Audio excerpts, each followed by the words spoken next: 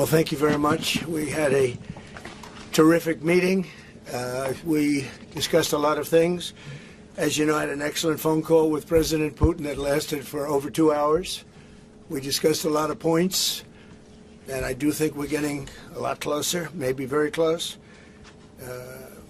The President and I just spoke to the European leaders. They were President Emmanuel Macron of France, President Alexander Stubb of the Republic of Finland, President Karol Nawrocki of the Republic of Poland, Prime Minister Jonas Gahr Store of the Kingdom of Norway, Prime Minister Giorgia Meloni of the Italian Republic, Prime Minister Keir Starmer of the United Kingdom of Britain and Northern Ireland, Chancellor Friedrich Merz, the Federal Republic of Germany, Secretary General Mark Rutte, the North Atlantic Treaty Organization, NATO, President Ursula von der Leyen of the European Commission. We spoke to all of those great leaders. They're all great leaders.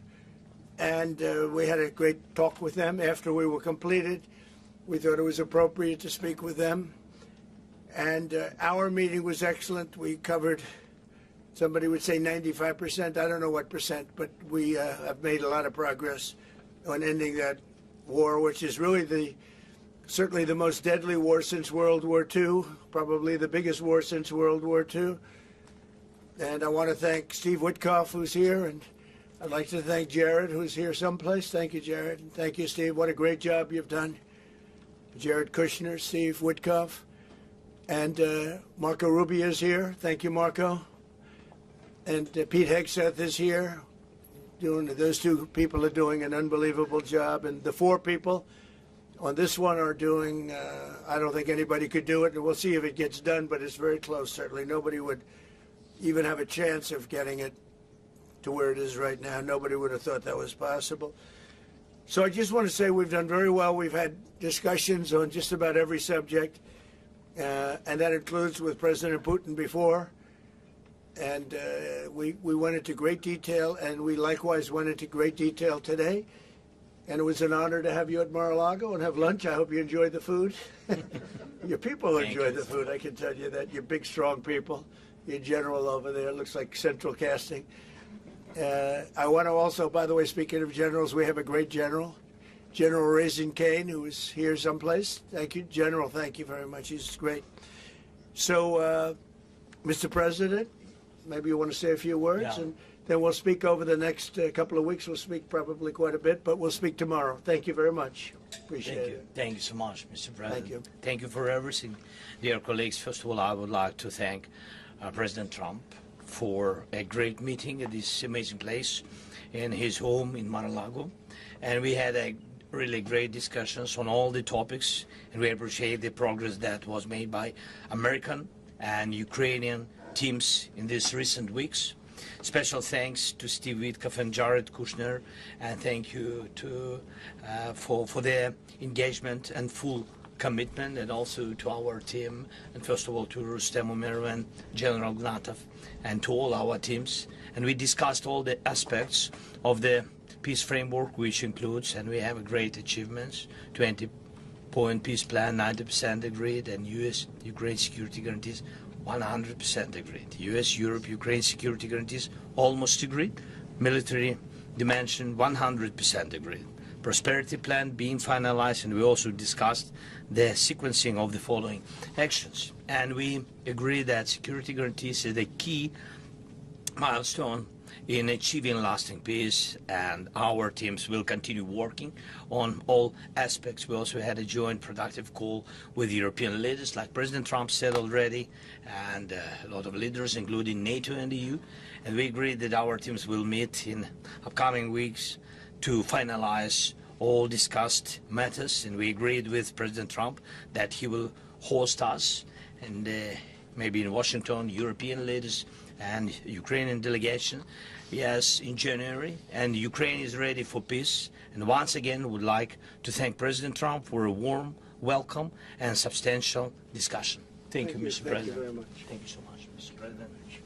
Any questions, please? We've heard some digits from President Zelensky, 90%, 100%. The U.S. Ukraine security guarantees. What number are we at right now?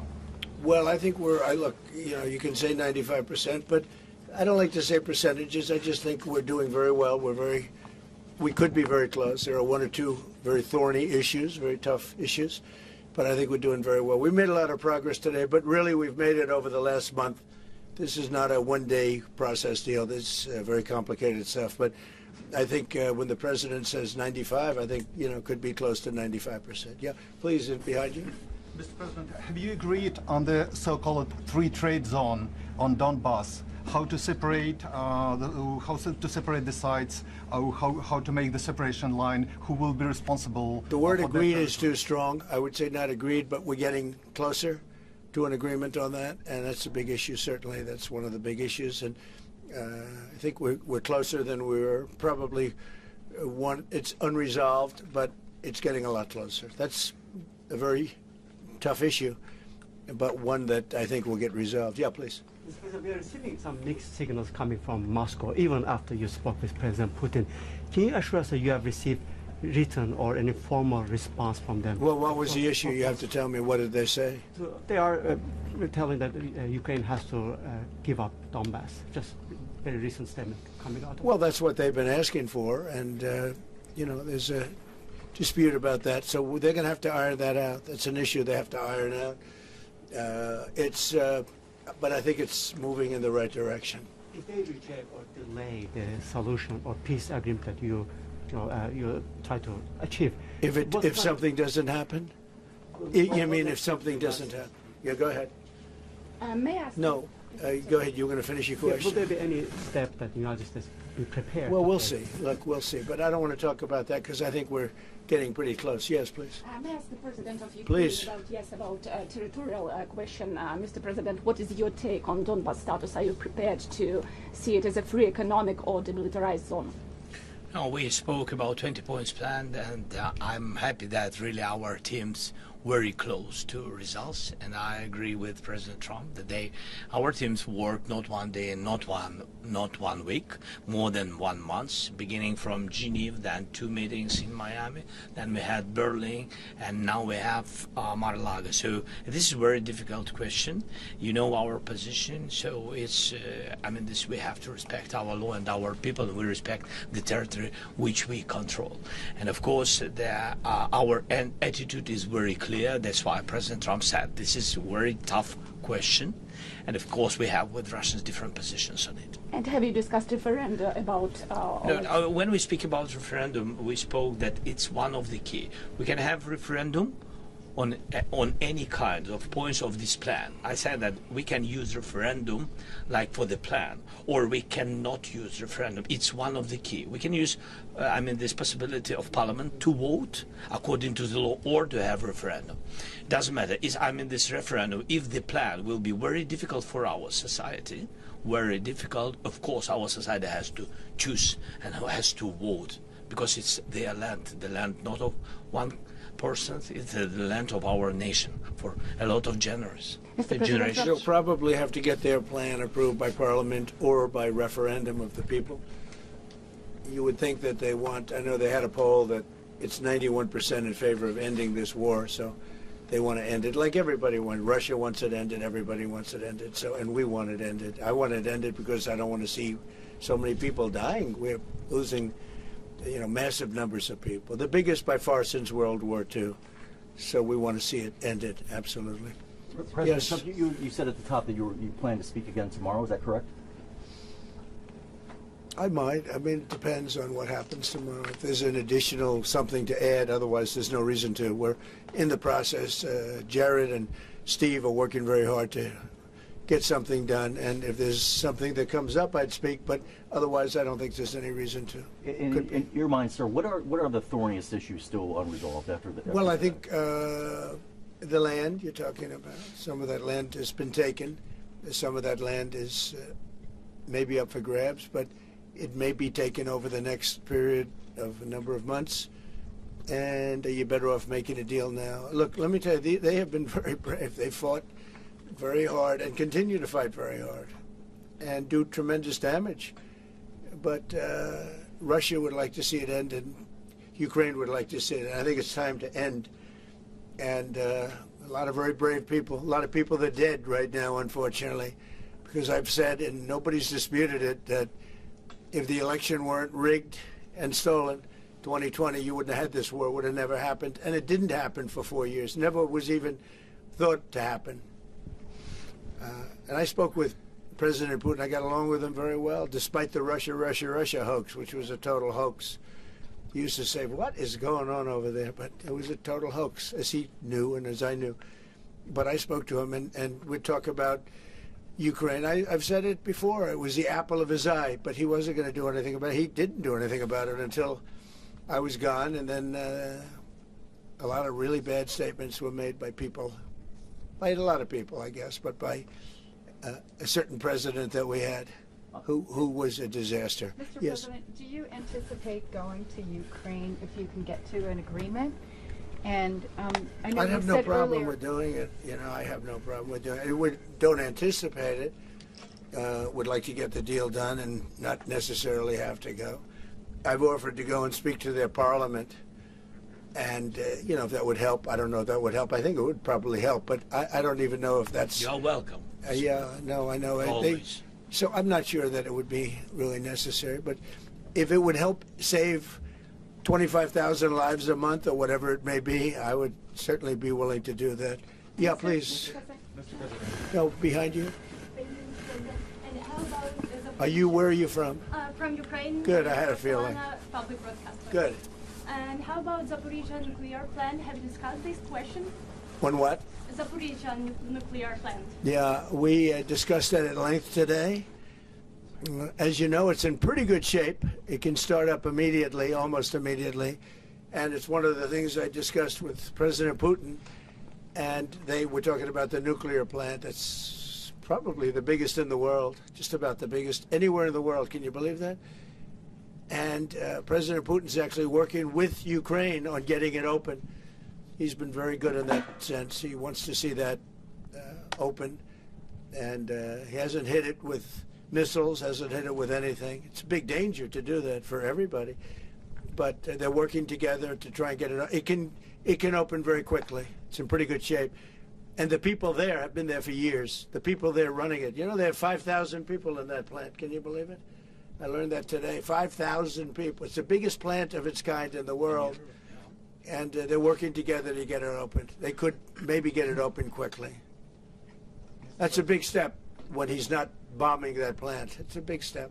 Mr. President, in the readout from Moscow, they talked about the creation of some working groups that Yes. would be set. Can you tell us about what those working groups Sure. would entail? And also, if you wouldn't mind, what is the message that you will give to Putin when you speak to him after your meeting? So here? the working group is going to be composed of Steve Witkoff, Jared Kushner, General Raisin Kane, Marco Rubio, and a few other people that we're going to be putting onto it. I think Pete Hegseth should be in that working group.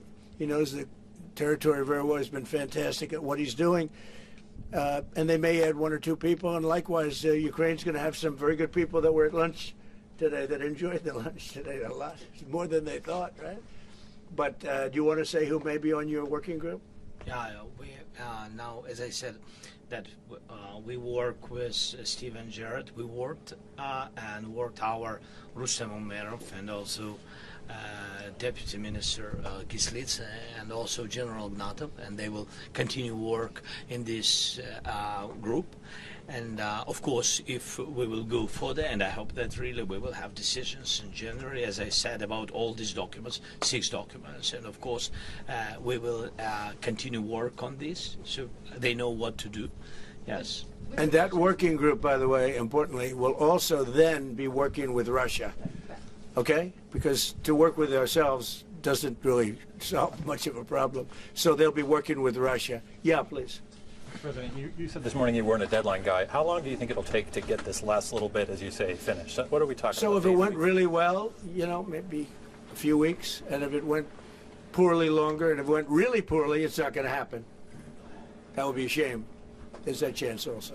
It's possible it doesn't happen. But, in a few weeks we will know one way or the other, I think. But if it went really well, but it could also go poorly. I mean, we could have something where one item that you're not thinking about is a big item breaks it up. Look, it's been a very difficult negotiation, very detailed. It's funny, I settled 8 wars. Some were going on for 35 years. And we got them settled in a couple of days. Some of them, one was going on for 37 years. I settled it in 1 day.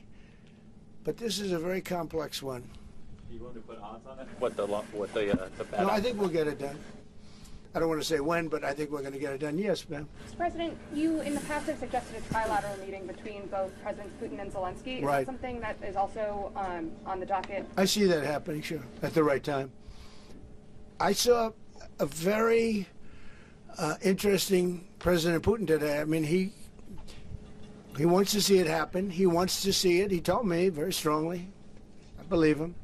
Don't forget, we went through the Russia hoax together. And he'd call me, I'd call him, I'd say, can you believe the stuff that they're making up? And it turned out we were right. They made it all up.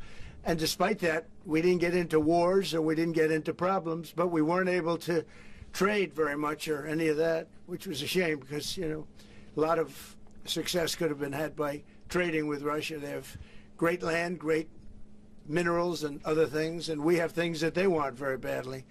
But the Russia hoax, which was a terrible, made-up, fictional thing by Crooked Hillary and by Adam Shifty Schiff and bad people, sick people. They made it up. It was all a made-up hoax. But it kept us really from dealing with Russia, kept Russia dealing, from dealing with us. So, but despite that, we got along. And I don't know. I think we're going to get there. I know him very well. I think we're going to get there. Did you discuss any time, location, meeting place? Yeah, we're discussing a lot of things. No, look, I was on the phone with him for almost, I guess, 2.5 hours. They're just telling me now. That's a long time. We discussed a lot of things. We didn't talk about the weather. We weren't talking about what a beautiful day it is in Palm Beach, Florida. Yes. Trump, President Zelensky mentioned maybe a meeting with European leaders back in Washington. Would that be in the next few weeks? Well, in Washington or someplace, yeah. These leaders that I just read, these are great people. They've spent a lot of money on helping Ukraine. And look, they're doing it for themselves also, meaning their country, because Ukraine's a very important country for them in particular. For us, it's very important. To me, it's the lives. We're thousands and thousands of miles. We're protected by a thing called the Atlantic Ocean and lots of other places, to be honest. And they're not, they're right there. But we're working together with them as we should be. But I'm doing it to save lives. We're not spending any money. Biden gave $350 billion away. And the president was nice enough to give us a contract to take out rare earth and things. So we'll see how that all works out. We have a contract, but we appreciated that. He was very good. But we'll see how that works out. But if you think about it, we're going to have. I really believe we're probably, Mr. President, by far closer than ever before with both parties. We had some times when he was close and President Putin wasn't. Then when President Putin was close and he wasn't. You saw that in the White House.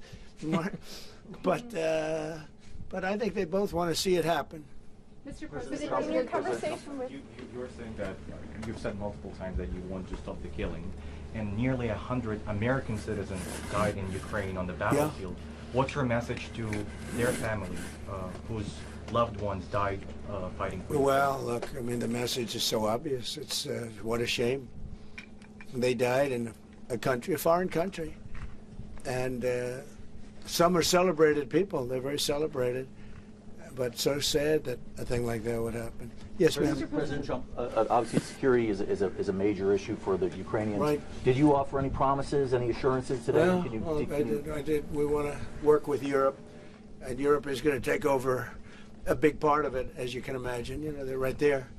But we're going to help Europe 100%, like they'd help us. Yes, ma'am, you were going to say something? Yeah, I was just going to ask, when your conversation... Who are you with? Andrea Shalal with Reuters. That's what I thought. Yeah. So in your conversation with President Putin, did you discuss what responsibility Russia will have for any kind of reconstruction of Ukraine post an agreement? I did. And They're going to be helping. Russia's going to be helping. Russia wants to see Ukraine succeed. Once it sounds a little strange, but I was explaining to the president, President Putin was very generous in his feeling toward Ukraine succeeding, including supplying energy, electricity, and other things at very low prices. So a lot of good things came out of that call today. But they were in the works for 2 weeks with Steve and with Jared and Marco and everybody. did Russia agree, or did Putin agree to a ceasefire to allow a referendum to take place? Not a ceasefire, and that's one of the points that we're working on right now. No, not a ceasefire. He feels that, look, you know, they're fighting and to stop, and then if they have to start again, which is a possibility, he doesn't want to be in that position. I understand that position. The president feels strongly about that or something, but I think we're finding ways that we can get around that. But I understand President Putin from that standpoint. You know, you have to understand the other side. And, you know, I'm on the side of peace. I'm on the side of stopping the war. So, but I think that's a problem that's going to get solved. Yeah. Would people who live outside of Ukrainians who fled during the war be allowed to participate in the referendum? What do you mean, people where live? The people that left. Refugees who fled to Poland and Germany. You know, if we speak about the people who are abroad, who are not on the territory of Ukraine, you mean that in Poland, in Germany, we have millions of people. Yeah, they have a referendum in the same of elections. In the same way how people come and vote, they have rights for this. And of course they have to come. That's why if we will come to referendum, yes, if we will come to such decision, people need infrastructure for this. And it's not simple. And that's why we spoke about it. It can't be in one day, very quickly. It's difficult because we need infrastructure. When you have millions of people, you have to build it in Europe, mostly in Europe for today. President Trump, I know you sound an optimistic note here, but what happens in a few weeks if things sputter? What are you prepared to do? They keep fighting, and they keep dying. No good. But if things don't happen, they keep fighting, and they keep dying. And we don't want that to happen. He doesn't want it to happen. President Putin doesn't want it to happen either. Okay? Thank you very much, everybody. Thank you. Appreciate it. Thank Great. you, sir. Thank you. Thank you, sir. Thank you. And thanks for lunch. I don't know. Was it a good lunch? Yes, sir. There's no lunch. He walked in. He said, "This place is gorgeous." I don't think he wants to go to the White House anymore. That's the problem. I'm ready to go to the White House. Thank you for watching this video. It is.